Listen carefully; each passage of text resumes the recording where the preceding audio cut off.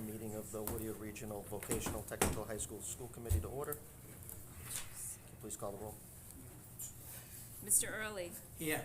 Ms. Sullivan, Mr. Rossi, Here. Ms. Coppinger, Here. Ms. Delai, Here. Mr. Fitzgerald, Here. Mr. Paglia. Here. Mr. Murphy, Here. Ms. Lowell, Here. Mr. Bo, Yes. Ms. True. Online. She's online. Can't hear her. Is our mic working? Are you on mute? Can't hear her. Are you on mute, Joanna? No? Move up the volume, Katie? She says she can hear us. Yeah, give us a thumbs up if you hear. Can I go on without hearing her? She can't participate. Okay. It can be heard both ways.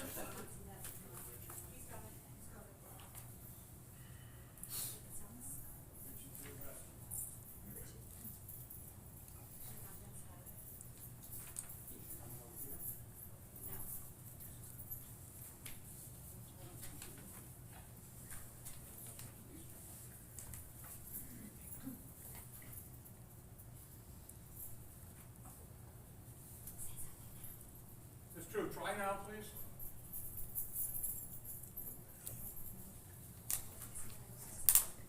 No. It's out there, plan.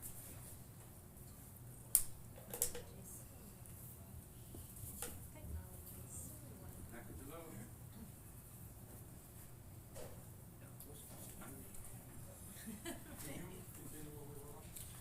I will, but to comply with the remote meeting, if we can't hear both ways, she cannot participate in the meeting. Okay.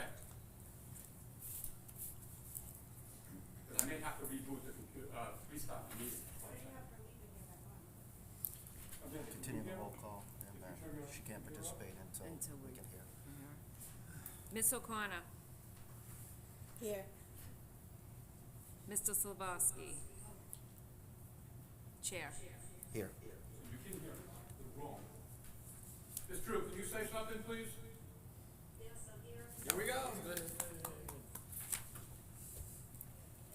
All right, thank you. But are you hearing it on the TVs, please? Or just from this computer? No, I think Not just good. just You're on the TVs? on this computer. Y'all please join us for the Pledge of Allegiance. Pledge allegiance to the flag of the United States of America and to the republic for which it stands, one nation, under God, indivisible, with liberty and justice for all.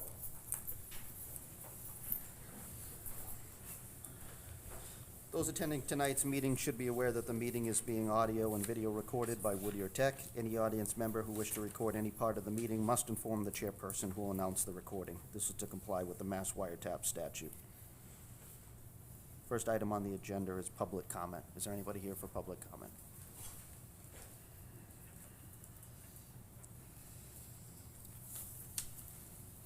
Hi, I'm Michael Colburn, one of the Salisbury Selectmen and also on the building board, and also has been working since the beginning, actually the end stage of the building being built, the first project. Supported it then, support it now.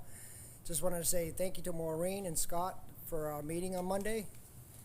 We really want to work with you guys as leaders of our communities. With Scott and Maureen there, I think a lot of miscommunication that was going on may be solved now. And I just want to say to both Maureen and Scott, thank you for coming. I know all the other leaders like to hear from you guys. We're going to have to really work hard together to understand each other more, I think. After the last meeting, I was a little concerned. I think moving forward, I think we have a better light of be able to work with each other. Thank you. Thank you, and thank you, Mike, for inviting me. Anyone else here for public comment? Anyone else for public comment? Did we receive any written public comment? We did not. All right, seeing no more, we'll move on to the next item on the agenda. Approval of minutes, September 10th, 2025, minutes of the regular school committee meeting. Is there a motion? So moved. Moved by Mr. Murphy to approve, seconded by Ms. Lowell. Any discussion? Seeing none, please call the roll. Mr. Early? Yes. Mr. Rossi? Yes. Ms. Coppinger? Yes. Ms. Delai? Yes. Mr. Fitzgerald? Yes. Mr. Paglia? Yes. Mr. Murphy? Yes. Ms. Lowell? Yes. Mr. Bo? Yes. Ms. True? Can't hear her again.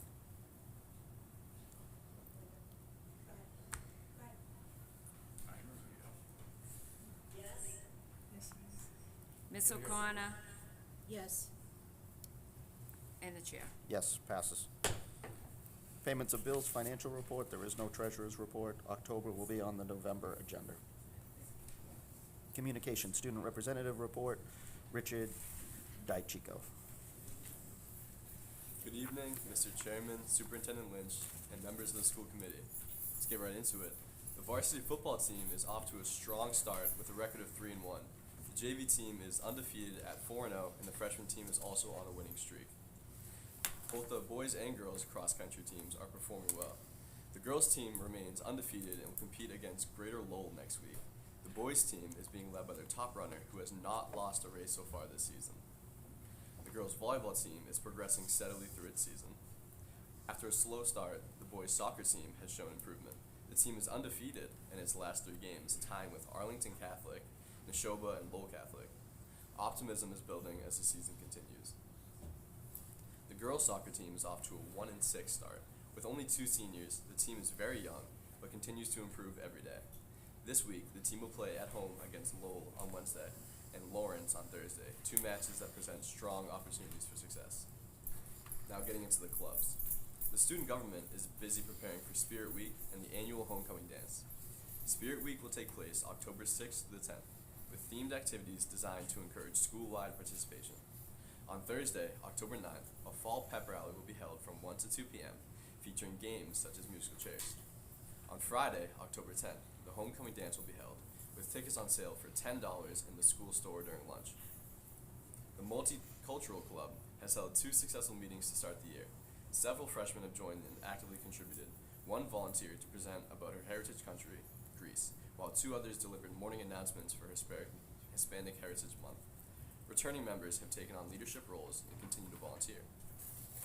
Members of the Interact Club have already volunteered at 2 community events, the Team Haverhill River Ruckus and the Haverhill Rotaries Club Diaper Drive. The first official meeting of the year will be held on Tuesday, October 7th, where members will plan a fundraiser to purchase holiday cards for distribution at local nursing homes. The National Honor Society is preparing for another year of academic leadership and community service. Skills USA is beginning its yearly planning and recruitment process. The Yearbook Club has begun collecting senior portraits. At present, only 30 portraits have been submitted, but with approximately 280 expected by the end of October. Reminders were sent out to seniors and parents in June and September, with a 3rd reminder scheduled for mid-October. Portraits will be accepted until the 1st week of December. Fall sports photography is underway. Boys soccer and cross-country photos have already been completed, while girls soccer and volleyball will be photographed by the end of the week.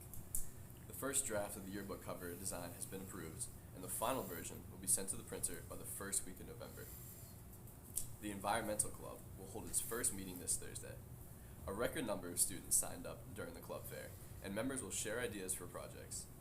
The club will also receive landing turtles throughout the week through the Head Start program organized by the Parker River Clean Water Association.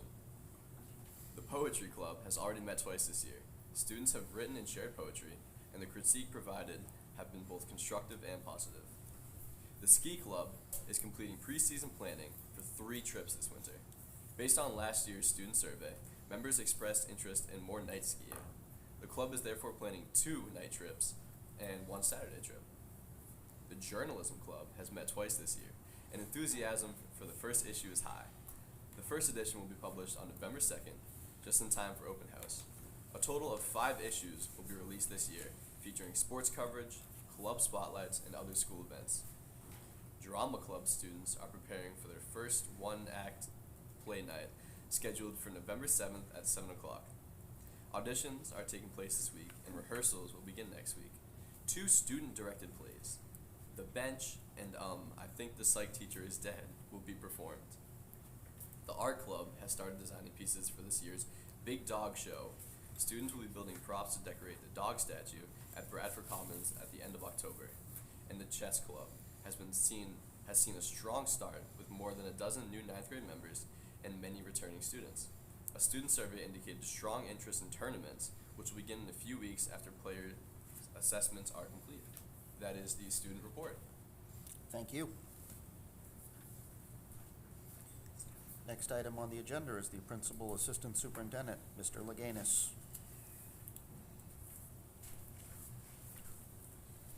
Good evening, Mr. Chairman, Superintendent Lynch, rest of the school committee members. I have some happenings that have been going on. Meet the Academic Night, the teacher night, took place on Thursday, September 18th. All academic teachers were present from 5:30 to 7:30, and parents and guardians followed their student schedule. Teachers held presentations with their parents, including an introduction and a brief overview of the course and the syllabus of the courses. Teachers planned on about a 10-minute presentation, and it was quite a success again this year. We also kicked off our kindness and gratitude book drive, where students and staff are invited to donate books that they no longer need. Donations will be collected within the homerooms. So they've already started collecting books, children's books from the homerooms. And then the idea would be until Friday, October 3rd, the collections will stop, and each of the 11 surrounding Whittier Tech communities will receive a Whittier Tech built little library box filled with donated books, which will be stationed within each community. So it's going to be pretty neat, and just a kindness, and I know that our vocational teachers have worked with their crew to design these book boxes, which are built by Whittier Tech. So it's awesome. Spirit Week is next week. I don't know if Ricky touched on Spirit Week, and I'm sure he did, but I just want to go over it. Another fun week for our kids, October 6th through Friday the 10th. We have our dance that's coming up, but first of all, I'll say Monday's Neon Day. Tuesday is Barbecue Dad and Soccer Mom Day.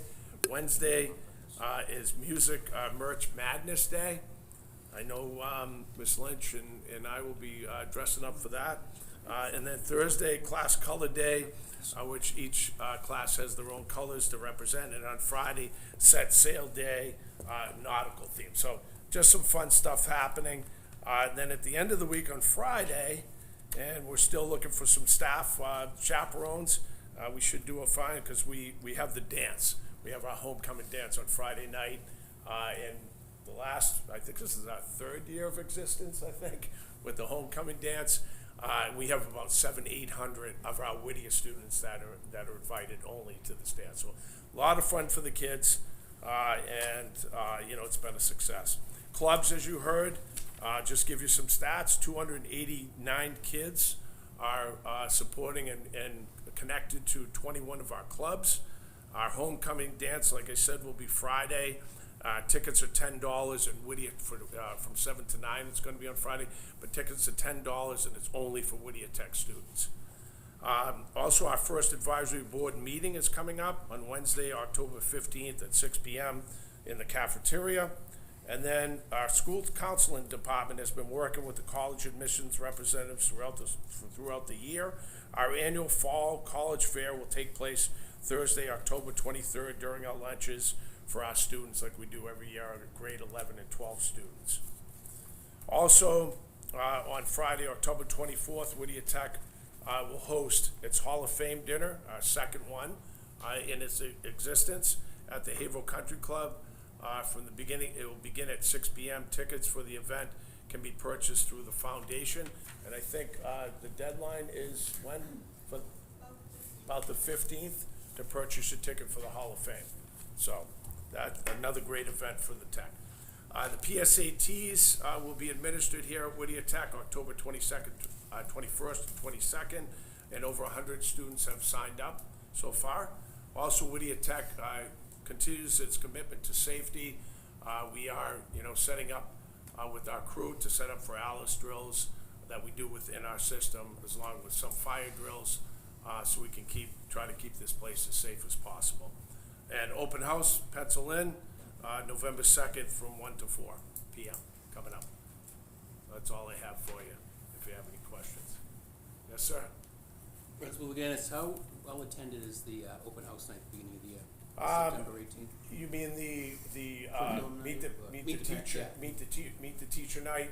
It's second year that we've done this and very well attended. We stagger the starts, and yeah, all things considering, you know, it's a quick meeting. They go through, they get Yep. to see their child's classroom.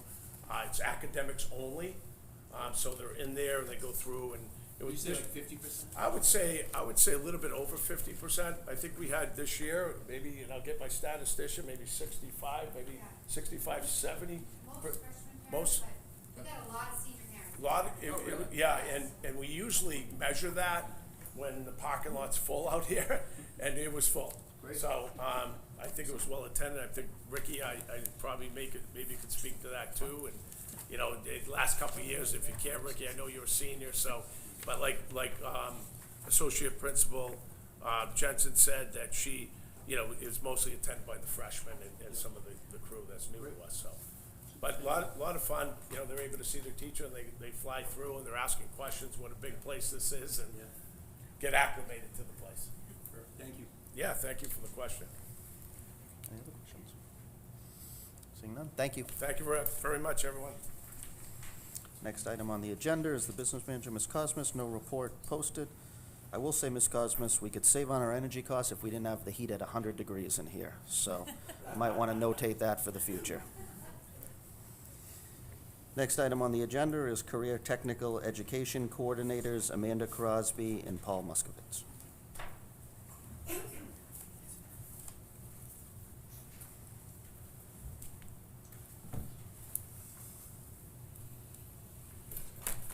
Mr. Chairman, Superintendent Lynch, School Committee, thank you for this time, for us to come, and my co-coordinator, Amanda Crosby, will give you our CTE update.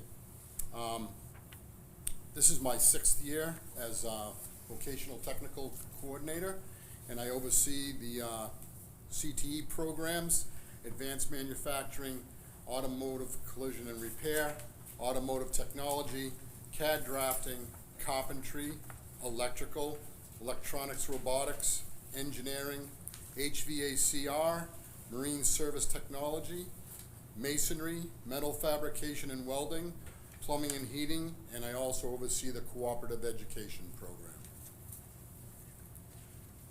Good evening, School Committee Chair, Superintendent Lynch, and School Committee.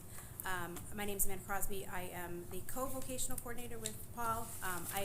This is my 5th year in this role. I oversee culinary, hospitality, business technology marketing, cosmetology, design and visual communications, dental assisting, medical assisting, health assisting, early education and care, community and visual arts, entrepreneurship, adult education, and then CTI programming.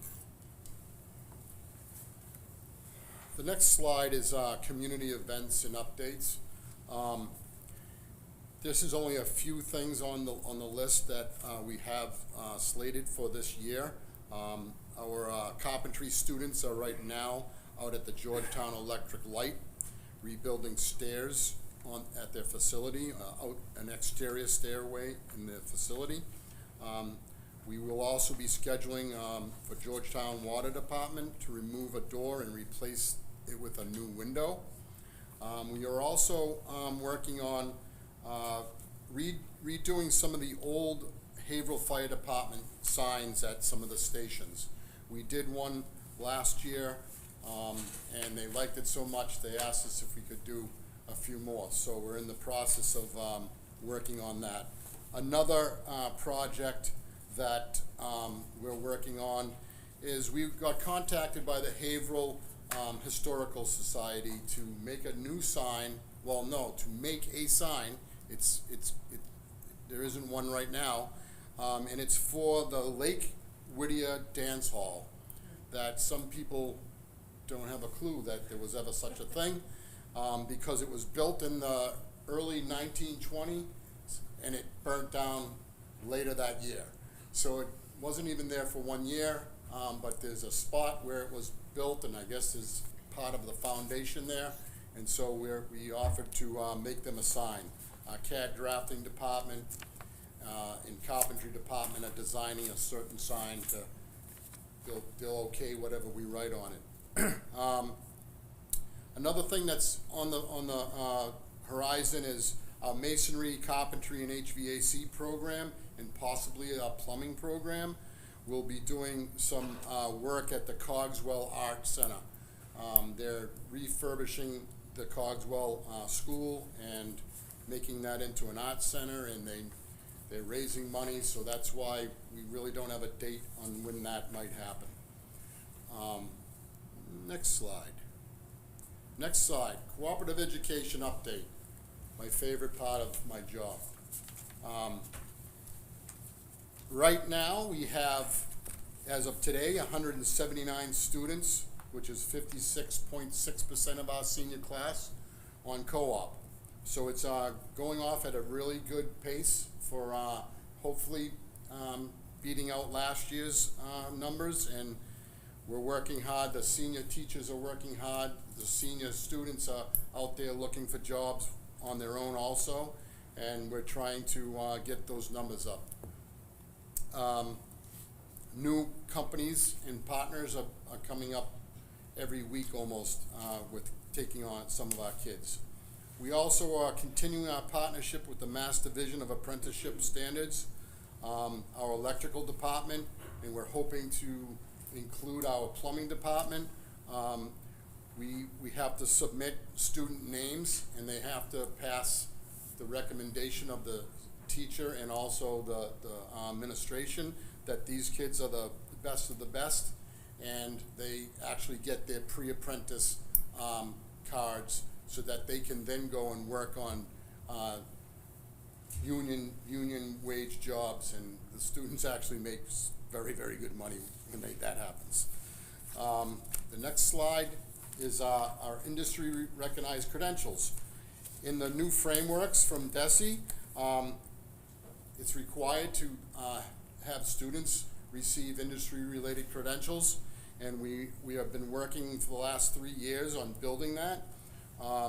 279 juniors will be taking OSHA 10 credentials. 215 sophomores will be working on their hot work credentialing. HVAC, there's 24 seniors, so they took the test last year as juniors, but 24 seniors passed the EPA 40 the CFR Part 82 Subpart F under Section 608 refrigeration certification, which is a great thing to have in their back pocket. They're also working on A2L, which is now flammable refrigerant certification, and so there's more and more of that type of work out there that our industry partners are working on, so it benefits us to get our students credentials in that. A new thing we're starting this year, we purchased 12 new Train the Trainer modules from a company called Hard Hat 360. Right now it's construction, transportation, and manufacturing clusters that are participating in that. And it is, the teachers will have to get certified first so that then they can certify our students. And so some of the certifications are protective equipment, PPE, hand and power tools, lockout, tagout, fall protection, scaffolding, ladder safety, scissor lift, excavation and trenching safety, confined spaces, machine guarding, respiratory protection, man overboard and maritime walking work surfaces. So we tried to get a bunch of different types of credentials, for safety credentials for our students, and we'll be working on actually freshmen, third and fourth quarter freshmen, sophomores, and juniors to try and get it done before they go out to co-op. So some of the career and technical program updates, we have robotics, automation, and engineering technology. We're looking into adding that program to our electronics engineering technology program that we have now. there is a big need for mechanical, electrical, mechanical technicians out there in the industry, and we feel that teaching our students robotics and mechatronics is something that's going to just be great for the school, great for our students, and get our students more jobs. Freshman Wildcat Speaker Series, we had a former student, Aurora Valente. She came in, she now is a professor at UNH, and she came to talk to our freshmen about work ethic, trying your hardest in everything that you do, learn from mistakes. She gave a whole bunch of different mistakes that she made over the years as a growing adult and in her career and in her education, and it was great because it was awesome that you didn't hear a pin drop. This freshman, 320 plus freshmen in the auditorium, and it went flawless. And so it was real great to have her come in and speak at the beginning of the school year. She was a health occupation student and graduated in 2011. Freshman Safety Shoe Program, Brunt Workwear. If you haven't heard about Brunt Workwear, they're a company right out of Reading, and they've exploded as far as how big they are. They're across the country and even over in UK, selling work boots. They have a policy where you buy a pair of work boots, and even if you wore them and didn't like them, you could send them back and get your money back. So with that being said, they can't resell those. And this is now our third year doing this program. We got over 300 pair of boots from them, and almost I'm going to say 170 plus freshmen accepted those boots as a donation from Brunt Workwear. So we're super grateful for Brunt Workwear, and now all the vocational schools in the state are now jumping on board, and they're giving them to all vocational schools in the state of Massachusetts if there's a need.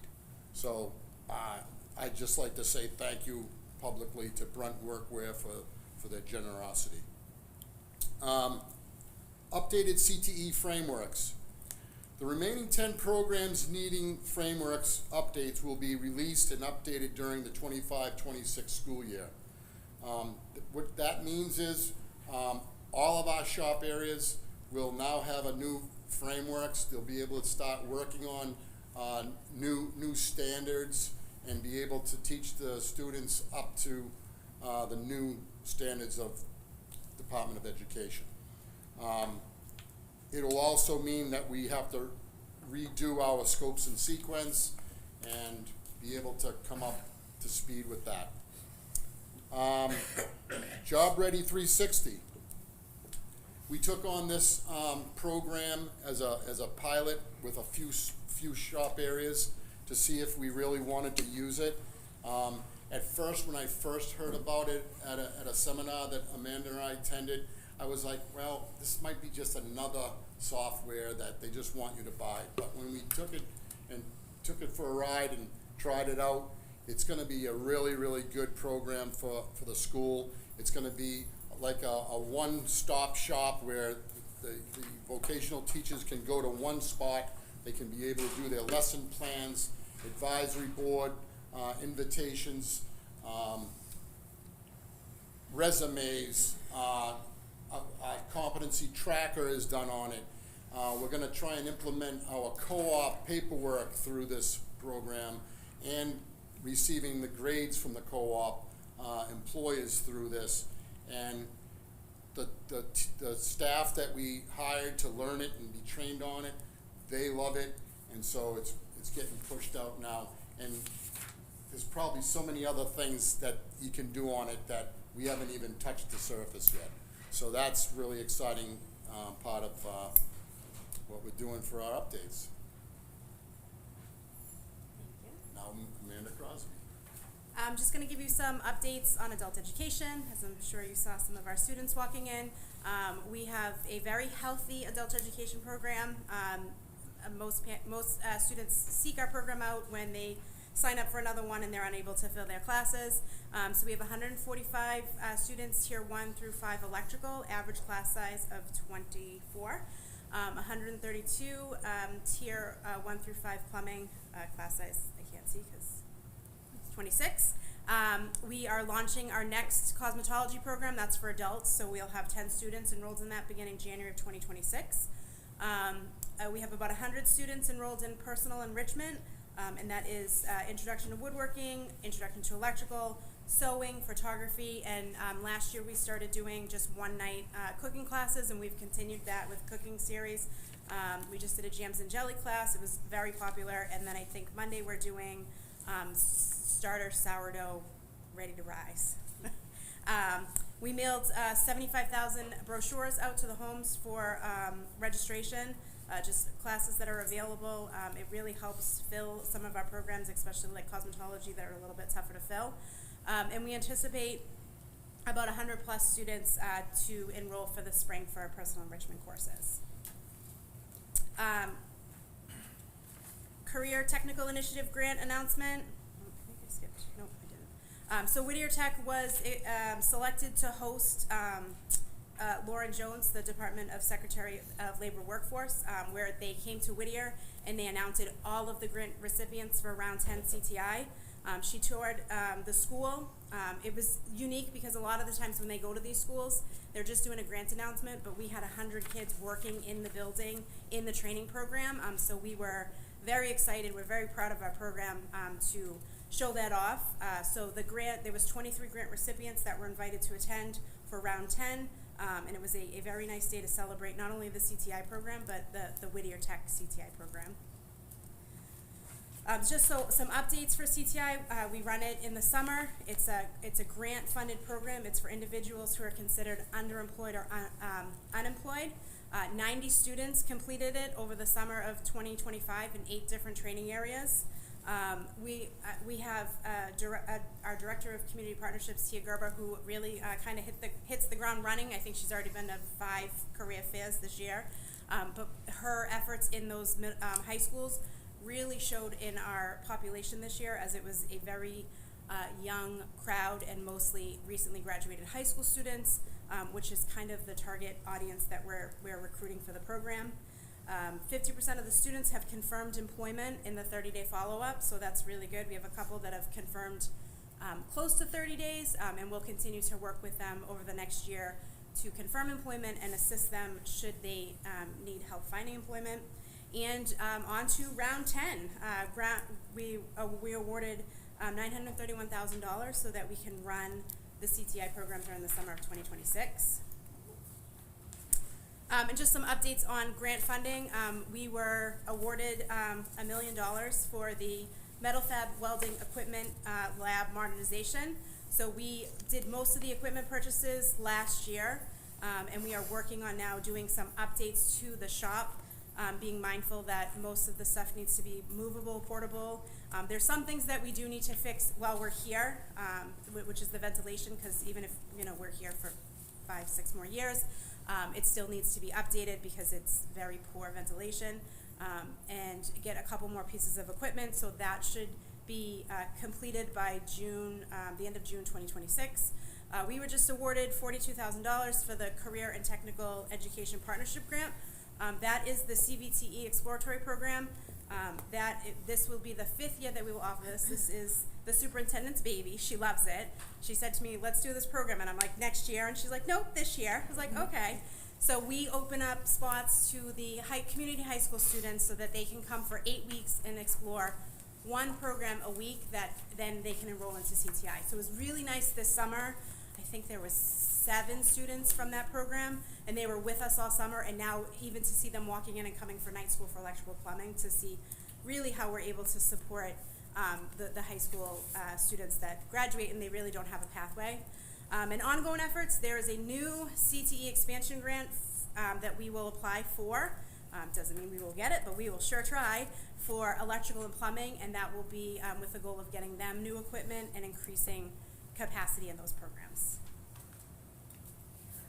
And that is it. Any questions? Yes, about the co-op program. I'm just wondering, how many businesses, entities, if they're municipal, do we interact with? And what kind of, like, how easy or hard is it to kind of feed that supply of businesses? Is there a big churn, or it's like the same people over and over? So we do have, I've been in the school going on 30 years, so we have partners that have been with us since 30 years or more. They rely on us to bring in HVAC or plumbing students and some electrical students, and I would say that 60 to 70% of those students stay on board and stay working at those companies after graduation. I'm gonna say off the top of my head, and I can give you an exact number, we have approximately 130 to 140 industry partners working with us on co-op. There may be times where a company won't take someone in 1 year, but that's because either the work isn't there or what have you, but we supply the Merrimack Valley area workforce with great gusto, and it's just a good thing. And you if you come to the advisory board, the majority of the people there are our co-op partners. Thank you. What else? Mr. Rossi? I just had, the CTI program, the employment success, I think that's such a great step that you guys have in that program. Can you just talk about that a little bit? Because I think we should highlight that. Sure. Yeah. So it's a grant-funded program through Commonwealth Corporation. Whittier actually was one of the first groups to ever apply and be awarded the grant. So we started way back in round one, before even I was in this position. So they come in. We spend the year really recruiting at high schools, and we welcome anyone to come to the program as long as they meet the criteria. But our focus has really been on graduating high school students. They come in and they spend 7 weeks with us. They complete 200 hours of training. In addition to the career training, we have career coaches that work with them all summer. So they're going on field trips, they're bringing industry people in for interviews, we're working on them. Our goal really is to have them employed before they walk out the door. We have incentives for attendance, we have incentives for post-employment, and we really work with them to get them where they need to be as far as employed. And the check-in after the program is over? Yep, so we have a 30-day check-in, and then they continue to have outreach either with the person that enrolled them or their career counselor throughout the next. We are required through the grant to follow up with them up into a year. Yeah, I think that's a fabulous. We tell the kids, and I say kids because they are younger, but we tell the CTI students, like, you are part of our Whittier family. So if you ever need anything from us, you know, that's what we're here for. We are here to support you. I think that's absolutely amazing thing for the community. Yeah, and it used to be done in partnership with Mass Hire, and we were actually one of the pilot programs that was allowed to do it all, because we kept saying Mass Hire is wonderful. They're just stretched beyond their capacity, and we always said to them, if you ever have the opportunity for us to be able to do this grant 100% Whittier, let's do it. And then this will be our third year that we're going to be able to do it all Whittier. Excellent. Thank you. Anyone else? Seeing none, thank you. Thank you. Next item on the agenda, reports and recommendations of the superintendent. Madam Superintendent. Good evening, Mr. Chairman, members of the committee. On Friday, September 12th through the 13th, I attended the MASS, the Massachusetts Association of School Superintendents Executive Superintendent Retreat in Cambridge. There was discussion regarding current trends in the superintendency and legislative priorities for this school year. On Thursday, September 18th, I met with Mike McCarthy and Jen Ball from Northern Essex. We continue to meet regularly and work through concerns and issues regarding the possible building project. On Thursday, September 18th, I attended the remote North Shore Superintendent Roundtable Planning Meeting. I'm a part of this group, and we plan for the North Shore superintendents about what professional development we'd like to have at our meetings. On Monday, September 22nd, I went to the Rowley Public Library bench. I was there from 2 to 3, and unfortunately, no one wanted to meet with me. So I sat there all by myself for an hour. But hey, it was a beautiful day, so I enjoyed it. But next year, when that comes through, Caesar, Bernie back there, someone come and sit with me for an hour. On Monday, September 22nd, I attended the Whittier Tech Alumni Council meeting, and I want to thank Tia Gerber for organizing this meeting. There are about 8 attendees at this meeting. We discussed various ideas how to get people more involved. We really feel moving forward, as if we're moving forward with a building project, we really need to get our alumni support and understanding and advocacy and show them what Whittier did for them and what how their life is improved by coming to Whittier Tech. So that's been a real thing that we've been really trying to work on the last couple school years. On Friday, September 26th, I attended the superintendent principal meeting with local schools at Northern Essex Community College at the Lawrence campus. This was an opportunity to hear what's going on at Northern Essex, their programs offered, and services provided at the school. And most of the superintendents and principals within the area were at that meeting. On Friday, September 26th, I attended the North Shore Superintendent's Roundtable meeting in Danvers. On Saturday, September 27th, I, along with Kara Cosmas, attended the 50th reunion of Whittier Tech at the Roma Restaurant in Haverhill. There were about 4 or 5 other classes celebrating, but there were about 100 or so people at that event. So again, trying to get out there more and let them see us and hear us and say we need your help as we move forward. On Monday, September 29th, I attended the special meeting at the Municipal Working Group. We continue to meet and discuss communication strategies and how to all get on the same page. And thank you, Michael, for your kind words. On Monday, September 29th, I attended the Merrimack Valley Taste of the Merrimack Valley with Amanda Crosby. What an event. There was food from probably 20, 25 vendors. Whittier Tech was there, Greater Lawrence was there, and I really want to thank Nick Kedian, Nicole Graposa, and Christina Parent and our students. They did an amazing job showing what Whittier Tech is all about, and we really did shine at that event. I'm hearing that there might be a taste of Haverhill coming, so I can't wait. Anyway, we continue to work through the eligibility items on our due to MSBA by October 30th. These include the school district questionnaire, the enrollment questionnaire, Chapter 74 vocational technical viability documentation. You're going to hear Amanda talk a little bit more about that. And again, I'm grateful for the Municipal Working Group. They are ready to get to work amending the regional agreement. There's a lot to consider, but all are anxious to get to work on the RAC. The regional agreement needs to be amended and agreed to by all of our municipalities before we can move from the feasibility stage to the schematic stage. So there is a real sense of urgency of starting at least to get this work done. So please don't forget about our open house on November 2nd, and please don't forget about our Hall of Fame dinner. It was wonderful 2 years ago. This is only our second year. You can imagine Whittier is 50 years old. This is our only second time doing a Hall of Fame dinner, and Bev DeSalvo and her team have put in an incredible amount of work to get that accomplished. So thank you.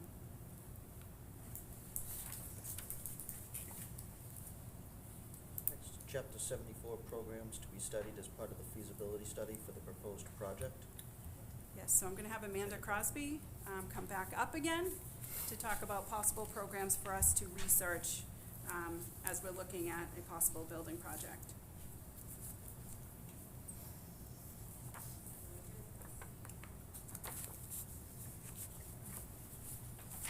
And again, this is just us exploring these possibilities as we start moving forward with eligibility and possibly into feasibility.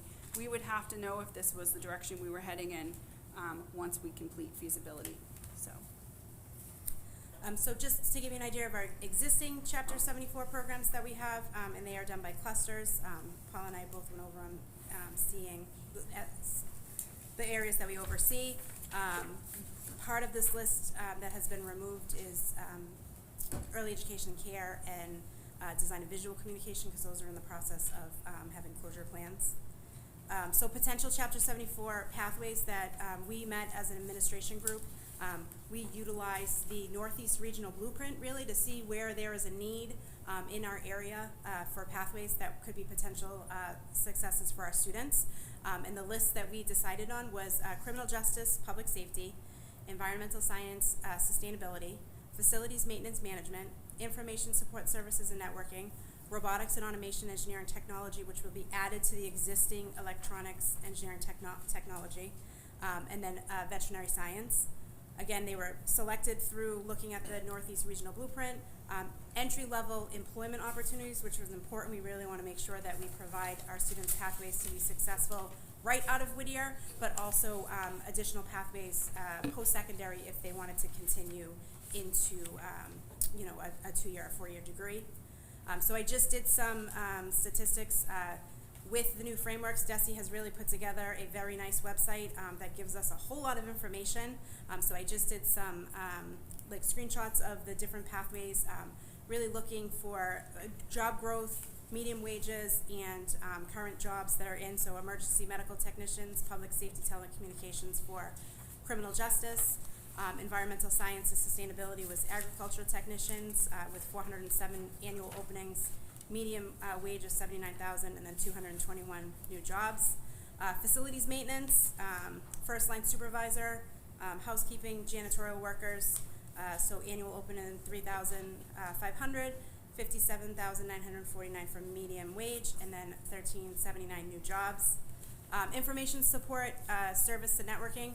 Since I've been in this role, this as long as has been on a high demand field in the regional blueprint for this area. It continues to pop up, continues to be an area that we would have high needs in. So it's definitely a fitting program. So computer user support specialist, and then database architects, robotics and animation engineering technology.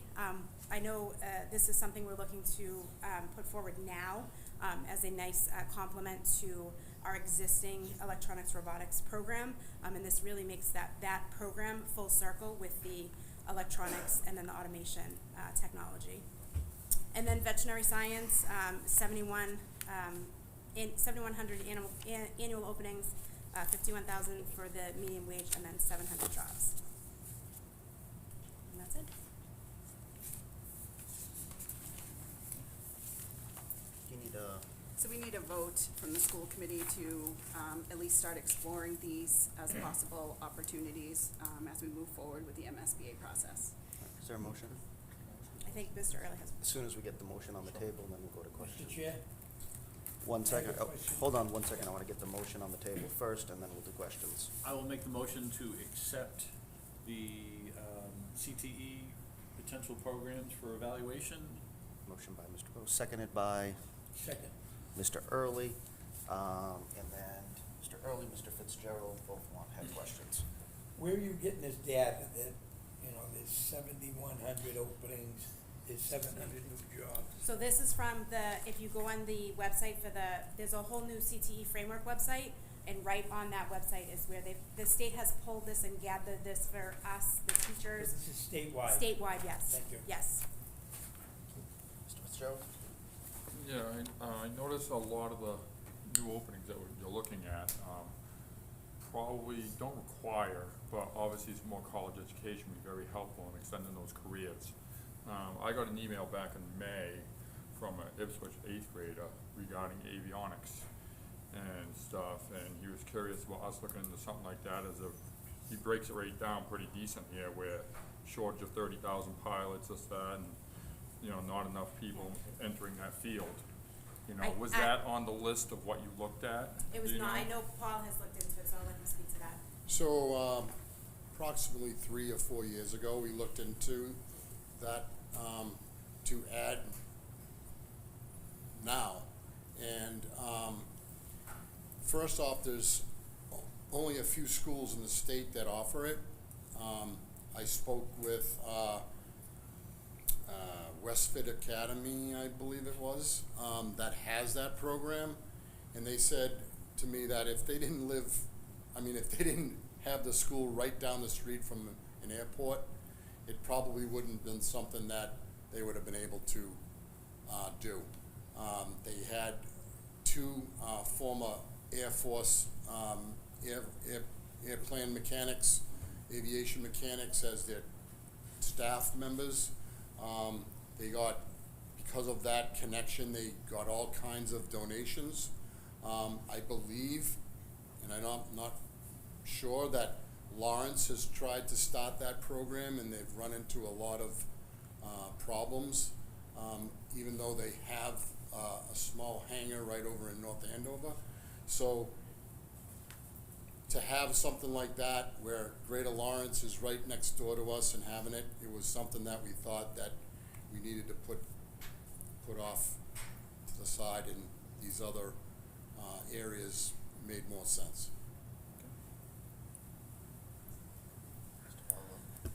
Thank you, Mr. Chairman.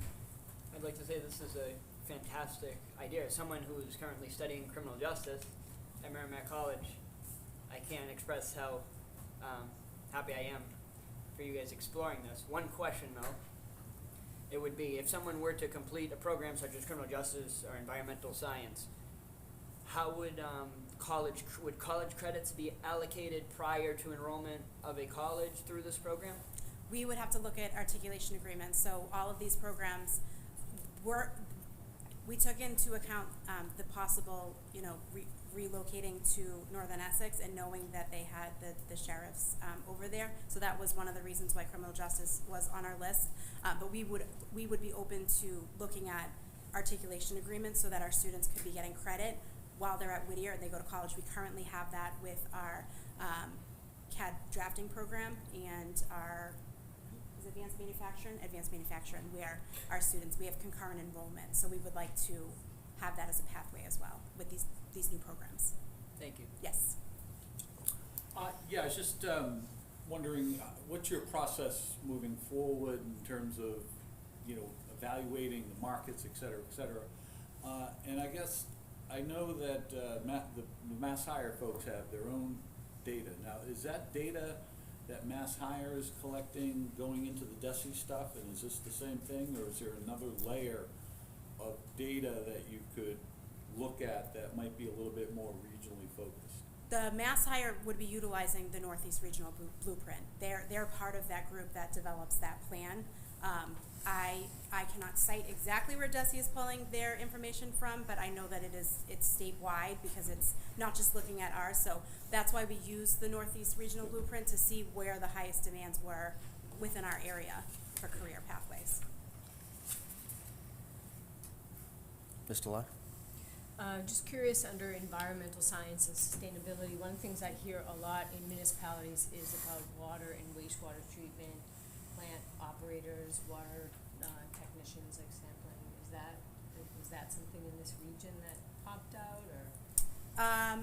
That particular, yes. We actually have a plumbing student that got his, the highest, he was 18, got the highest certification that we had, and we actually ran a night school course for wastewater certification last semester. So it's definitely a pathway for our students, and it would be something that would be entry level. Any other questions? Mr. Early? No, go ahead. Oh, Ms. Miller? I know you talked about the one for the sister program to electronics and robotics, but how, with the EMT program, wouldn't that naturally just fit into the health assisting? The vet? It's No, vet. the EMT, the emergency medical technician. I don't believe It that's a was under- Chapter 74 program. It was one of it's under the public safety. That's one of the career pathways. Oh, okay. So the vet tech is, yes. We're hoping that the vet tech pathway actually eases some of the burden from our This was under criminal justice and public safety, Okay. the EMT program, which I believe you've done before. with We've done it as an adult ed. education, yes. Yeah. Yeah, the EMT falls under the criminal justice. In fact, they're changing the name from criminal justice to, I can't remember what it is, but it falls under that same shop area, because many police officers have that training. Right. And so they could go off in either direction. Mr. Early? I believe a senior that just graduated with his treatment license is working for the town of Merrimack right now. And that came through your program. Yes, he is, and he was the youngest person in the state of Massachusetts to ever get that licensure. He was a plumbing student, but decided he wanted to go that route, so. Thank you. Any other questions? Seeing none, motion is on the table. Thank you. Call the roll. Mr. Early? Yes. Mr. Rossi? Yes. Ms. Coppinger? Yes. Ms. Delai? Yes. Mr. Fitzgerald? Yes. Mr. Paglia? Yes. Mr. Murphy? Yes. Ms. Lowell? Yes. Mr. Bowe? Yes. Ms. True? Ms. O'Connor? Yes. And the chair. Yes, passes. Next item on the agenda, out-of-state field trip request, CAD. Mr. Chairman, members of the committee, I have an out-of-state field trip request to Shea Concrete at Nottingham, New Hampshire, for the CAD design. So it's precasting and production for CAD design. They will be going on October 17th, and there'll be 26 students, grades 10 through 12. You have another one too. Why don't we take them together? I do.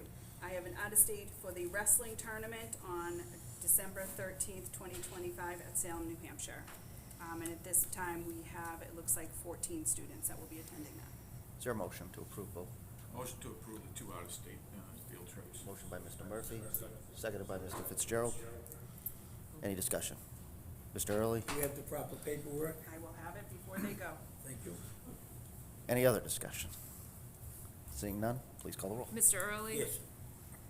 Mr. Rossi? Yes. Ms. Coppinger? Ms. Delai? Yes. Mr. Fitzgerald? Yes. Mr. Paglia? Yes. Mr. Murphy? Yes. Ms. Lowell? Yes. Mr. Bowe? Yes. Ms. True? Ms. O'Connor? Yes. And the chair. Yes, passes. Next item on the, thank you, Madam Superintendent. Next item on the agenda is new business, vote to add Frank Cousins as co-chair of the school building committee. I put this on the agenda to add him as a co-chair with former Mayor Rurak. In speaking to the municipalities, I think there's overwhelming support to have them as co-chairs leading this, so wanted to put that forward. We've already submitted the initial list. This would amend it to add former Sheriff Cousins as the co-chair with former Mayor Rurak working in tandem. Again, we've had discussions with the cities and towns, and there seems to be universal support for that as the leadership team of the school building committee. So if there's any questions, if not, if someone could make that as a motion to appoint him, since I can't make a motion from the chair. Motion to add Frank Cousins as co-chair of the school building committee. Motion by Mr. Murphy, seconded by Mr. Fitzgerald. Any discussion? Mr. Early. Was this discussed at your recent meeting amongst the cities and towns? Did that come up? I don't think that came up, but that has come up in some other conversations that we've had more one-on-one with some of the town leaders. Thank you. Anyone else? Ms. Delay. I'm just gonna note that I'm gonna object to this, but it has nothing to do with Mr. Cousins. It has more to do with the fact that it's highly unusual for a school committee to appoint the chairs or the vice chairs of the school building committee. That's usually a task that's left to the school building committee at their first meeting. So I just didn't want it to seem like it was a vote of no confidence in Mr. Cousins.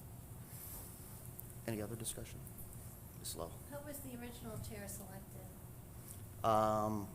It was a recommendation by me with a letter submitted at the last meeting. I'm not sure if you were No, here. I wasn't, that's why I was asking. Anyone else?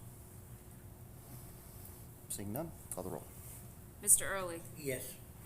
Mr. Rossi? Yes. Ms. Coppinger? Yes. Ms. Delai? No. Mr. Fitzgerald? Yes. Mr. Paglia? Yes. Mr. Murphy? Yes. Ms. Lowell? Yes. Mr. Bowe? Yes. Ms. True? Ms. O'Connor? Yes. And the chair. Yes, passes. Next item on the agenda, appoint school committee member as liaison to the municipal working group. Ms. Delai. I don't know that action is necessary. I think it's more just a question of the municipal working group. Is the municipal working group now essentially morphing into the regional agreement amendment committee, or is that two separate bodies? I I'm would not say sure. that that's their intention, you know, Is is that to they'll- start moving forward with the regional agreement and start getting to work, yes. So they'll essentially become that committee? Okay, so then I think I would withdraw this because I know we I'm have not- four. I'm not sure if that's 100% accurate, though, because then it would technically be a subcommittee of the school committee where all those meetings have to be posted. I don't know if they intend to meet on their own like they've been Yeah. doing. So I'm not sure that I understood it as that they were gonna disband and not. No, I don't think they were gonna disband, but I think they wanted to start working on a regional agreement. Right, but so- my understanding was I thought they were still gonna probably do both, because one is technically a subcommittee of the school committee. Right. Subject to the open meeting law requirements. Yeah, I mean, that makes sense, because I think there's gonna be things that come up that they're gonna want to discuss, as the municipal working group. Yep. Well, the agenda item stems from conversations about whether or not there should be school committee liaisons to the municipal working group. And I think initially I was under the impression that the municipal working group was not looking for an involvement of school committee, but then subsequent conversations that I've had with members of the municipal working group have led me to believe that they have been desiring to have school committee representation. So if they are remaining as such, and that's a separate body, the Regional Agreement Amendment Committee is a separate body, then I would say, is it appropriate to have liaisons to the municipal working group? It's my understanding that members of that committee have asked why there's not school committee participation. Excuse me, Mr. Chairman. I couldn't hear quite well, if you could. So could you either speak louder or someone's, yeah, I did not hear any of that. Okay. Which part? I'm not sure. Any of it? How about you?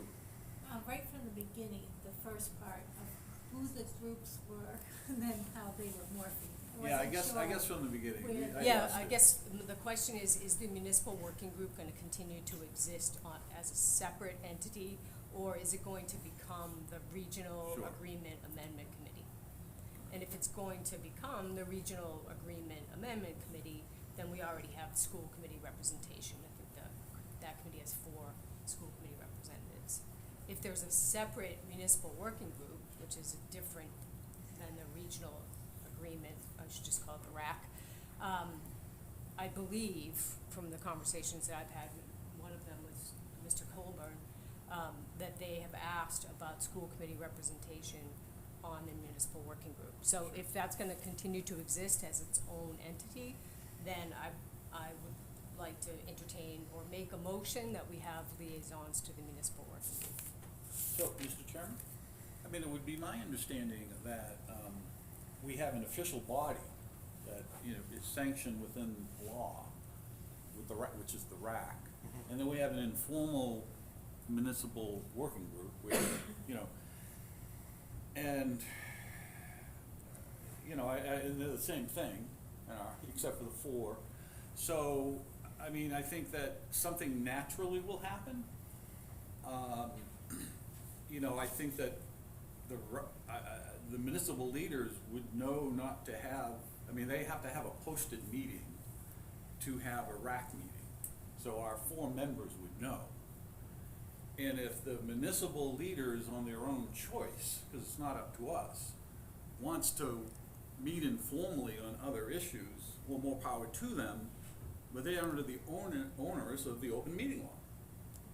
So, I don't know, I don't know if, we don't know. I mean, because right now we have, you know, these 2 paths, and I think eventually they'll merge into one and be all one happy thing. But I think that, I'm not sure if a motion is necessary. I just think that, you know, the municipal leaders know right from wrong. They know what an open meeting law is. And if they attempt, I don't expect them to do any of this, but I mean, if the concern is that, you know, the school committee isn't gonna have representation on the RAC because they're meeting separately, that can't happen. That's not the concern at all. Okay, Yeah, that's not the concern. Yeah. Yeah, the concern was that if there is a distinct body, the municipal working group, then, and they desire to have school committee liaisons, then Yeah. we should, you know, be respectful of that. But if essentially their role is now in any formal way, I don't care about their informal meetings, but their formal role is now really to move on to Absolutely. the regional agreement, we already have 4 representatives, which is why I said, in that case, I just withdraw, you know, the item. It was more curiosity, and if there was an action to be taken. So it's I there. think there'll end up being 2. Yeah. I think there'll be the subcommittee of the school committee will be one that meets upon that, but I do think that the municipal working group, as has been meeting for a year or whatever they've been meeting now, a year and a half, does plan to continue. At some point, I don't know how often, but I do believe that there's some plan to continue some of their meetings that they have. Mr. Murphy? Is there a way that the group would formally ask for school committee members? Yeah, so they requested my attendance on Monday's meeting. Yeah. I spoke to them about this. The feedback that I got was that they're not looking for a liaison from this committee to be appointed there. That if they needed us, that they would request us, and if we need them, request them. But it's not our committee to appoint a liaison to. They're the municipal leaders, and I don't even think I could appoint somebody to their, I don't think it'd be like me appointing someone as a liaison to the Rowley Board of Selectmen, and you just walk in and say, hey, guys, I'm here, I'm the liaison. Without them saying that they want it, I don't think that we can do it. The feedback that I got from them was that if they needed us, that they would request us. That was the feedback that they gave me on Monday.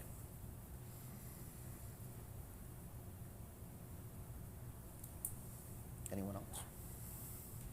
I've withdrawn any, Mr. Lai withdraws her motion. There was I no didn't second. really make a motion, but I just withdraw. Okay. that item. Anyone else? No? All right. Next item on the agenda actually came up one day. Can we have a suspension of the rules to discuss the subcommittee that we voted to establish for the regional agreement? I had some feedback from the municipal leaders, but it's not on the agenda because that came up on Monday. So if somebody could make a motion to suspend the rules to discuss the subcommittee that we established for the regional agreement.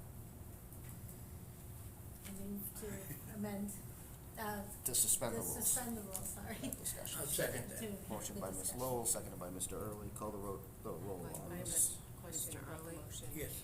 It's to suspend Okay. the rules. Yes, suspend rules to do what? To discuss the, Subcommittee that was The established. subcommittee that was for the established. regional Discuss and agreement. take action, or just Yes. discuss? Discuss and take action? it requested action by the municipal leaders. Or do we as a body, are we as a body going to be asked to take action, to take a vote? I am going to let everyone know what their feedback was, and then it'll be up to the committee what they want to do. I'm not gonna ask you to do anything, I'm gonna tell you what their request is. And that's consistent with open meeting law to take an action even though you hadn't, If you suspend the rules. okay? Am I calling the roll now? Yes. Mr. Early, Yes. Mr. Rossi, Yes. Ms. Coppinger. Yes. Mr. Lai, No.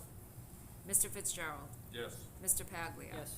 Mr. Murphy. Yes. Ms. Lowell, Yes. Mr. Bo, Yes. Ms. True, Yes. Ms. O'Connor, Yes. and the chair. Yes, rules are suspended.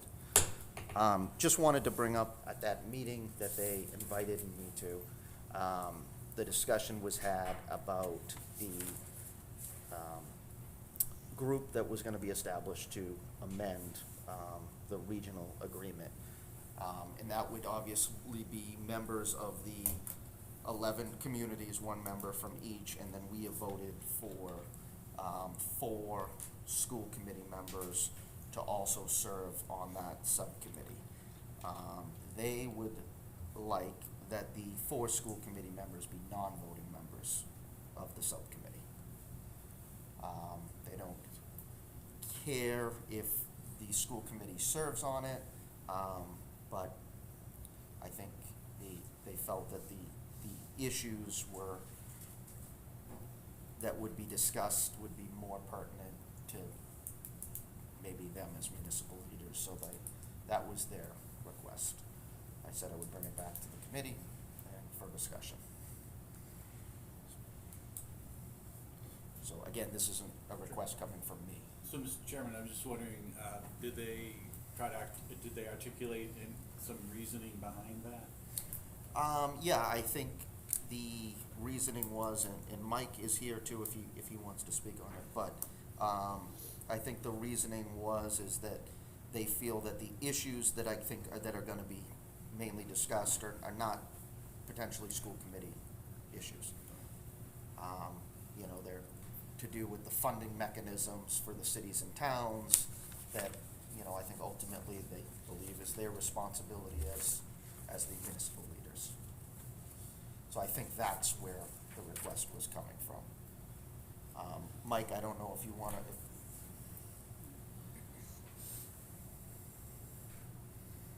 You're accurate on most of it. I would just also add municipalities were all worried about odd numbers of votes. So we have all 11 communities all have 1 vote. Say, I know Ron, our rep, signed up for it, so Salisbury would have 2 votes. That was the nervous part about the municipalities are nervous about votes because we want to be fair to each other. Each one of us get 1 vote, each community.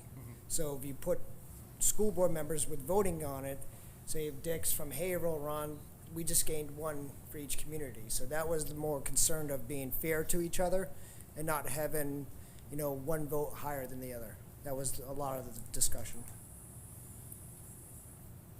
We all welcome that school board being on it, but just the vote thing is all of us are extremely nervous about. Mr. Early. Thank you for coming tonight. Yep. And talking, and I think that's a fair thing that you just said. I mean, it's only fair to let your committee there have the vote, and, Yep. you know, we're here. Yep. Well, And thank you. I can also add that on the ad hoc that we're on right now, most of us plan on going to the regional agreement because we want to be involved. Last time we weren't. Now we want to be involved. We want to work with you guys. And that's why, you know, we welcome school board members on that too. It just, we worry about the votes. That's what we're mostly worried about. And the ad hoc is probably going to go away for a little bit because we're going to be meeting anyways. And then maybe afterwards, we get the school built and everything else, but we still want to meet because we all realize, all 11 communities, there's a breakdown in information. Now I speak to Mary Bear on a regular basis, and, you know, Georgetown members that I never did before. The coastal communities were really close, but we didn't know people up here, so we want to do a better job with our communications. We recognize our failures, and we want to do better. So after the school's built, God willing, we can move into the ad hoc and still meet with each other, like quarterly or monthly, whatever we need to make sure we are here for Whittier. Anyone else? Ms. Lowell? Just historically, when the regional agreement was originally drafted, it was drafted by municipal members. There was no school committee in existence, right? There would have been no 50-50. Whittier Tech School Committee Yeah, in existence right. because Whittier Tech didn't. Right. So Who it was on that? I wasn't even alive. I have no clue. But yeah, historically, the regional agreement was drafted by community members. It was not a participation by a school committee. They might have been on a school committee. I know at least one that was. And if we, you know, want to put it on to I know I just brought it up, so if you guys want to think about it and put it on the next agenda, I think that would probably be fine as well. I don't think that there'll be a meeting before our next meeting, but I did want to bring it up for discussion so that everyone kind of knew what the request was. If you had questions, you could ask them, understand it, and then if you want, like I said, I can put it on the next agenda for an actual action if you want. If you don't feel we're just come up tonight. Mr. Murphy. I understand Mr. Coburn's point of not having multiple votes from certain towns, I understand that and I appreciate that. I guess my question is, is there any requirements that we have school committee members on that committee? I don't know if there's a legal requirement or I not. don't think it's a requirement. I mean, obviously, the more communication that this group has with the municipal leaders, the better. So I do think it's very important that there are members here that are on those committees. You know, we have to work through a bunch of things, right? So this is my first time doing a regional agreement. I was barely born. Yeah. I was born, but I was barely born. But we're gonna have to work through some things. We're gonna have to get an attorney to help us and make sure that we have our Ts crossed and Is dotted as we move forward with this process. And that's been the great thing about this group is you know, we've done a lot of talking, but it's really now time for us to get to work, to start doing some of this work. But we're gonna have to get an attorney, that is an expert on regional agreements to make sure, that we're doing that work. But I don't think there's a requirement. There's a requirement that the school committee develop a RAC, you know, develop this, and you've already voted for that. Right. And that comes from the school committee, but I don't necessarily think that there has to be a voting member on the committee. So where did the idea of having school committee members? consultant. The consultant, okay. The last time. I do think in the interim, it might be something worthwhile to check on. It would be out of the ordinary for the school committee to have a subcommittee where they don't have voting members on. I've never done that in 22 years, so it would be different. Never really heard of it before. So it certainly could be something that at the very least we checked on with the lawyers to make sure, you know, can you do it like this? Can you have basically 4 school committee members there as non-voting members on what is a subcommittee of the school committee? I don't know the answer to that. Do we need a motion to table this until next meeting, or? Yeah, if anyone else wants to ask questions, and then when they're done, then we could table it and put it on. Well, we wouldn't need to table it because we're under a suspension, so Oh, okay. there's really no technical item to table. We just put it on the agenda and get the answers to the questions that maybe we're not sure of. Ms. Delai, then Mr. Bowe. Yeah, I have no objection to that. I think it makes sense. I think the point of having 4 members on it, whether they're voting or non-voting, I know that myself, when it comes time to vote on the regional agreement, it would be nice to know that there were 4 school committee members who participated and could sort of maybe be the liaison to explain the processes. Not that the members wouldn't, but I would feel good to know that there was somebody there that was participating. Whether they vote or not is certainly less important to me than that they are able to be present and involved. Yeah, well, I do think it's appropriate, just to wait a week for the sake of it. However, as I wade through all the pros and cons, I think I'm pretty much settled on thanking you for taking the hot potato and, you know, handling It's it fine. yourself. It's fine. As Dick and a lot of you guys know who's been here for a while, I support what you guys. I'm a tradesman, so Yeah.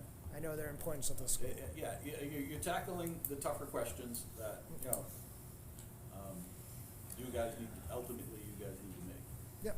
And I can say all 11 communities were pretty much on board. We're willing to compromise, I guess I should say.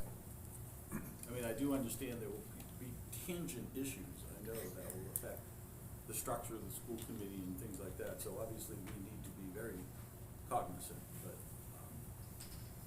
Mr. Early? I've been on here a long time, no question about it, but I do hear in the community, in all the communities, because I'm everywhere. Yep. There's been a lot of friction, but in the last 2 months, month and a half, 2 months, I feel and I hear that it's getting a lot better. It is. Communication was the big thing. I myself can probably say we probably didn't do a good job communicating a lot of this stuff to a lot of the towns and cities. But we've also had it online everywhere, but that's not the answer. We probably didn't do a good job. And that's what I feel. And I want to thank you and that board. As I told Maureen and Scott, you guys were too good at your jobs. That's what it was. You didn't need us, and we didn't hear from you because you were too good at your jobs. Well, unfortunately, when you're going to ask, That's why we're here. Yeah, that's why we're here in the community. You're going to ask the communities for a lot of money, and now we need to know what's going on. Anyone else on anything on the item? Mr. Rossi? Yeah, I think it's a good idea to take it to the next meeting, for us to think about this, talk about it with our members that are from the community on that committee, and just to understand how fragile this is, looking back at our It's past and fragile. how we're moving forward, so. Okay. Yep.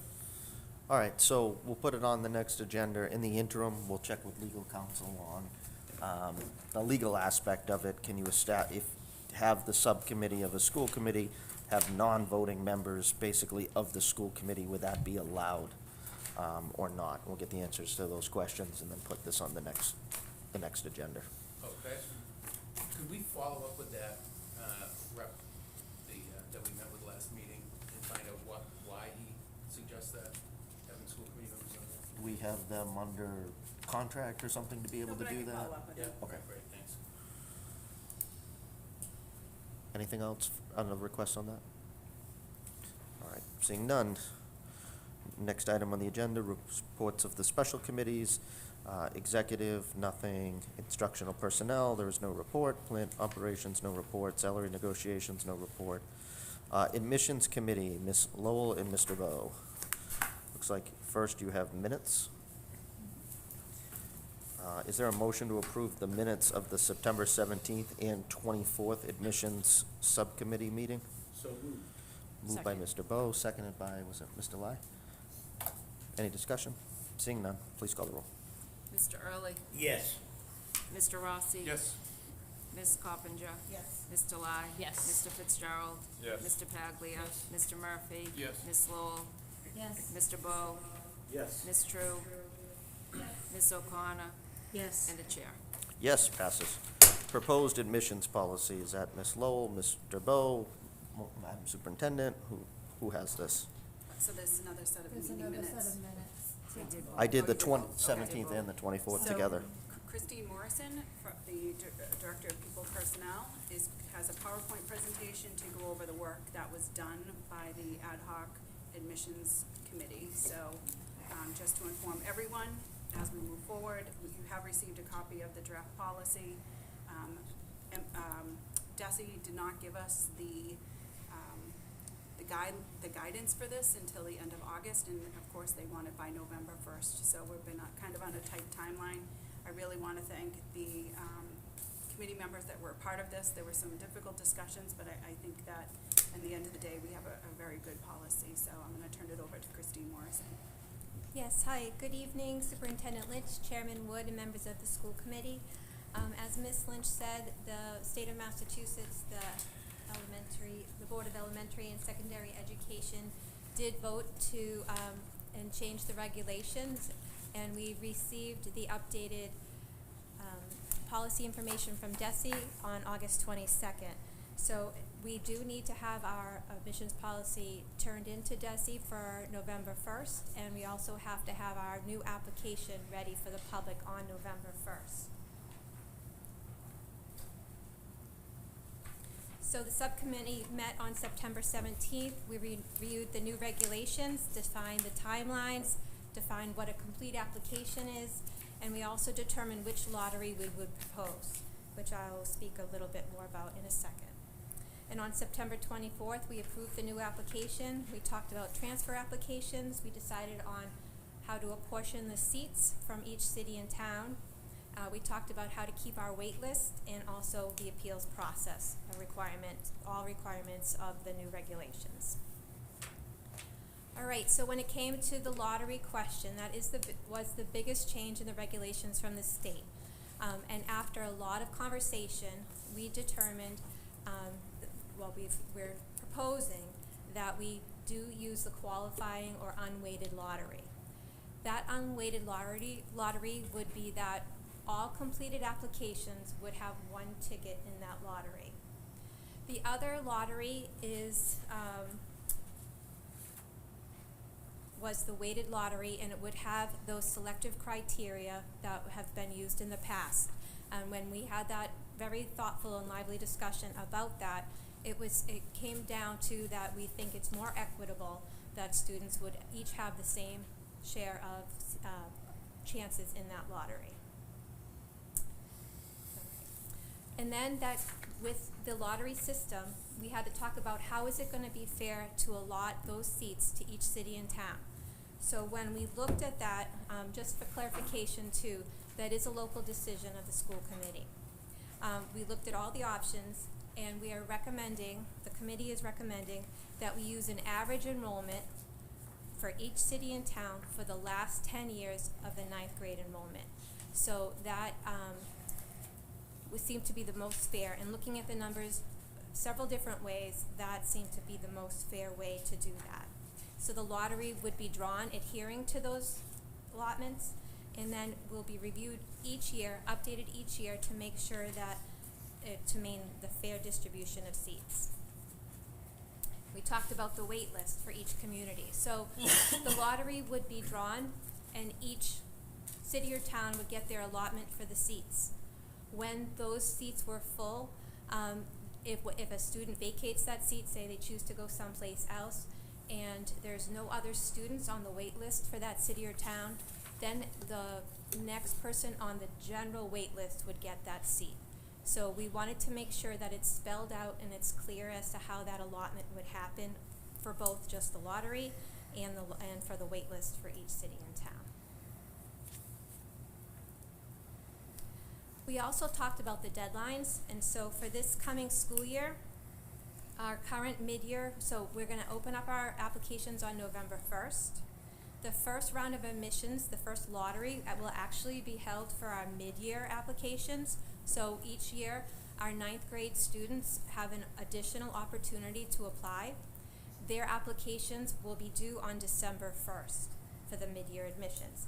Then all of our regular admissions for fall admissions for grade 9, so our current 8th graders from our cities and towns, would be due on January 9th, which is the first Friday of the first full week in January.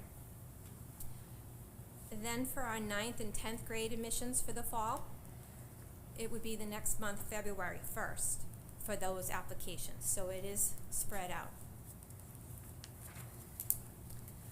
So another change, because it is very important that we're allotting these seats through the lottery, we want to make sure that each city and town is paying fairly for each of the students from their municipality. So we are asking students on the application to attest that that is where they live, and that they understand that we are going to ask them for proof of residency prior to their enrollment here at Whittier Tech. So if a student cannot provide that piece of residency, when we're verifying it, then we would go to the next available person on that wait list. So again, we're going to give those students 2 weeks after the application, and that is going to be clear from the moment they apply. It's going to be clear on our website and in our policy that that's necessary for it to happen. And then we're going to help them if they need help, but they have 14 days to upload that right through our GoToCTE program. And that's it in a nutshell, but I'm very happy to take questions. Questions? Mr. Early? Quick, can you come up with the percentages, but do you have the data, the percentages for each town? Yes. What the averages were? Yes, I do. Where, we're gonna put it up there, or? I actually don't have a slide for it. Is that something that you want me to share about the percentages for the current year? Yes, Yeah, please. could All you right, for the please? last 10 years, absolutely. Each So, town, and tell them, you know, how many people or students they are. okay. So I have the percentages, Yeah, and then that's I also have rough numbers. the number for, say, a class of 340 or a class of 360. So for Amesbury, it would be 8% apportioned to them. That would be for a class of 340, 27 students, and a class of 350, 28. In Georgetown, it would be 4%, so that would be 14 students for a class of 340, and for a class of 350, it would be 14. Sorry, I don't have my glasses. For Groveland, it would be 3%. That's 10 students for a class of 340, and 11 students for a class of 350. For Haverhill, it would be 68%. That would be 231 seats out of 340, and 237 seats out of 350. For Ipswich, it would be 3%. that's 10 students for the class of 340 and class of 10 or 11 for 350. For Merrimack, it would be 3%. That's 10 students for 340 and 11 students for 350. For Newbury, it would be 2%, which is 7 students for 340 and 7 students for 350.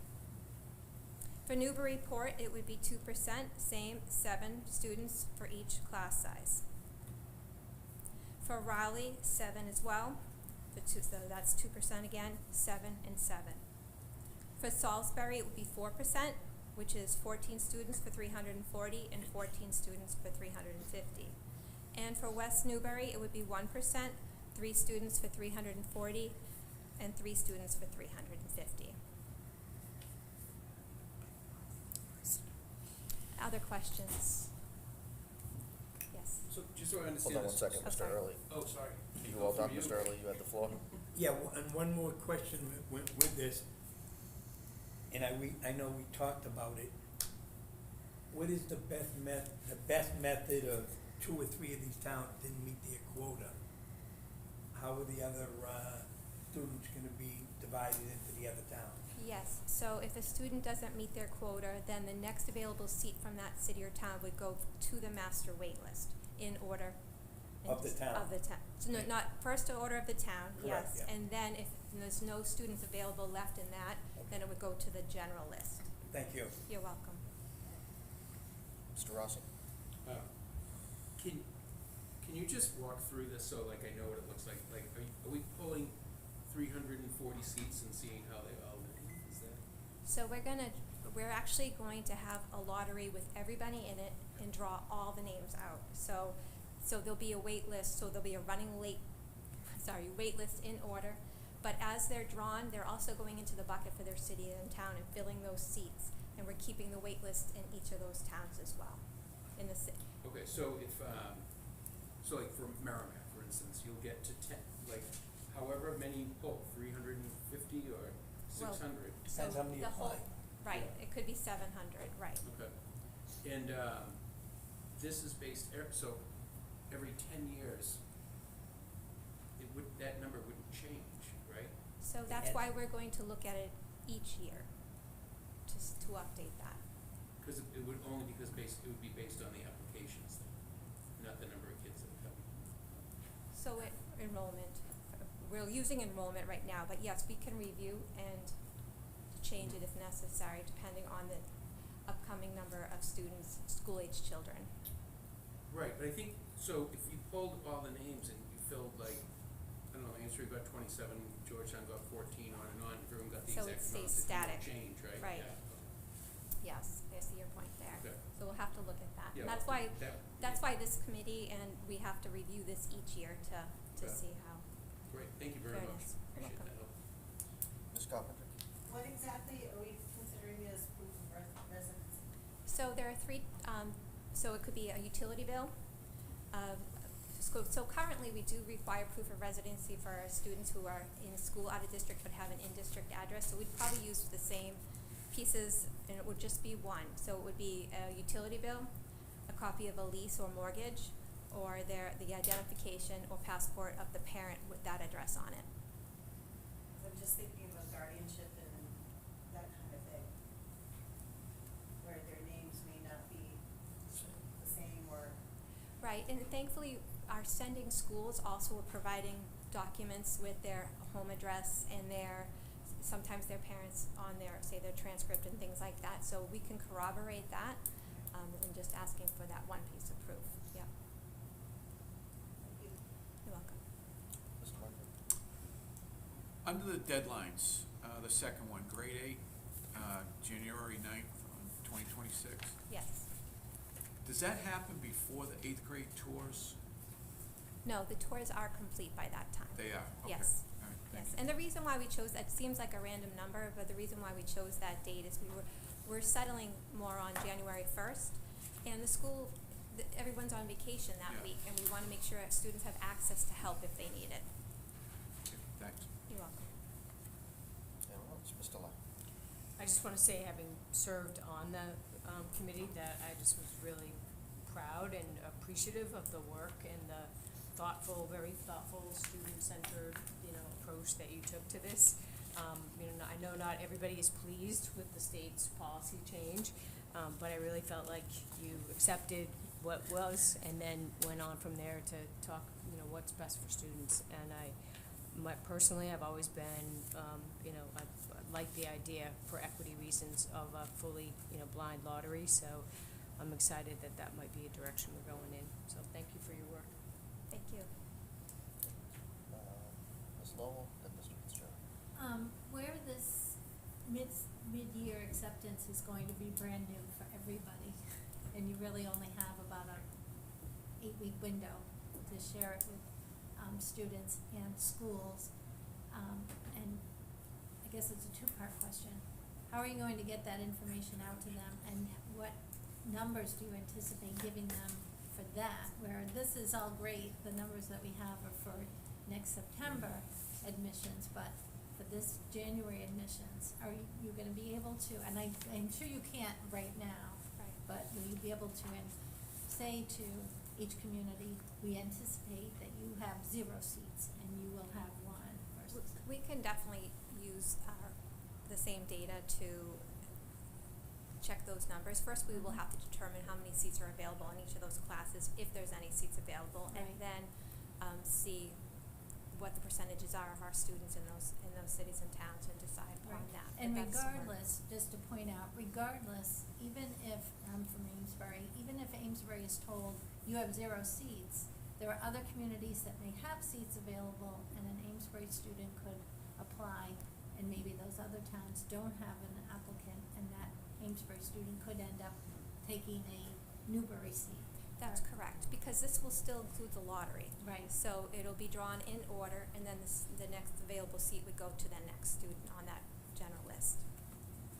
Yes, and as far as your question, definitely Jill Karakowitz, who is the Director of Guidance and Admissions, will work together to get that information out once this is approved to all our sending school districts and the high schools. Anyone else? Mr. Fitzgerald. I believe I read somewhere a third party will be verifying the lottery process. Who would that third party be? So we're going to use our vendor, go to CTE, to come in and do the actual drawing. They'll be on site for the drawings, all 3 of them. Okay, and the second question, sometimes we have students that move out of the district, stay in the state of Mass, and we allow them to stay. Would this affect, would they have to do anything different regarding staying here, or can we still just allot them their seat to stay if they move out of district? That's a school committee decision. So you made that decision last June? Right, so So the same again, thing. you would make that decision.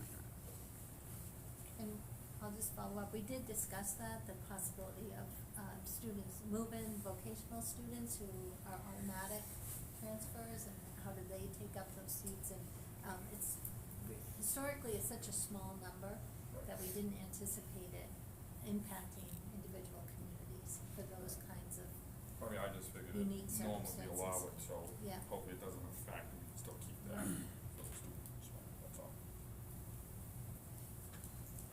Anyone else? Mr. Early? I too was on the committee, and thank everyone that was on it. We have less than 8 weeks before the application, little less than 8 weeks before the application gets in here. And it's gonna take them on the other side 2 or 3 weeks. So how are you actually going, after if we approve this tonight, how are you gonna go get it to all the schools? You sending letters to them, or? So it's depending on the vote this evening. Yeah. Jill and I have a meeting scheduled tomorrow to talk about that. Beautiful, Yeah, thank you. you're welcome. Mr. Bell? Yeah, I would also like to echo the great work of the staff and the thoughtfulness. And I guess really just to the committee, I mean, this is the first time, it's a process. I feel good about our first year in that. What goes on beyond that, that's, what a process is about. So, I'm excited, and we will, fine tune as we go on. Anyone else? John, is there a motion to approve it, the policy? approve the. I'll second. Mr. Bose. We did already? No, he's making it. Oh. And Mr. Mr. Early seconded it. Any further discussion? Seeing none, please call the roll. Mr. Early? Yes. Mr. Rossi? Yes. Ms. Coppinger? Yes. Ms. Delai? Yes. Mr. Fitzgerald? Yes. Mr. Paglia? Yes. Mr. Murphy? Yes. Ms. Lowell? Yes. Mr. Bo? Yes. Ms. True? Yes. Ms. O'Connor? Yes. And the chair. Yes, passes. No executive session posted. Is there a motion to adjourn? Motion to adjourn. Motion by Mr. Fitzgerald, seconded by half the committee, but we can say Mr. Murphy. Okay. All in favor of adjournment? Aye. Aye. Anybody opposed? Seeing none, we are adjourned.